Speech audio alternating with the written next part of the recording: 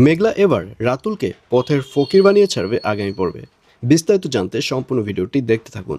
আসসালামু আলাইকুম প্রিয় দর্শক, সবার কি অবস্থা? হাজির হয়ে গেলাম কারুহিম ইউটিউব চ্যানেল নিবেদিত গরিব ঘরের রাজপুত্র নাটকের 26তম পর্ব কবে প্রচারিত হবে এবং এই পর্বে কী সব ঘটতে চলছে তার অগ্রিম খবর নিয়ে।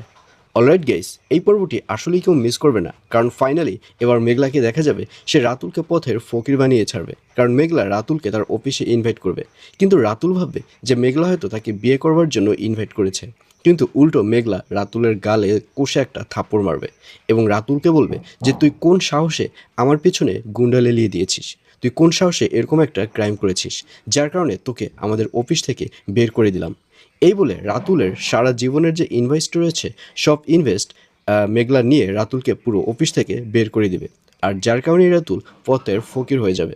আর অনিককে দেখা যাবে সে মেঘলার প্রতি রেগে থাকবে, কারণ গতকাল তো দেখতেই পেরেছেন অনিক মেঘলার সাথে দেখা করতে এসেছিল, কিন্তু মেঘলার যে অফিসের লোকরা রয়েছে তারা অনিককে অপমান করেছে, যার কারণে অনিক আর মেঘলার দূরত্ব আরও বেশি বাড়তে থাকবে। তো ভিউয়ার্স, জানিয়ে দিচ্ছি এই পর্বটি কবে প্রচারিত হবে।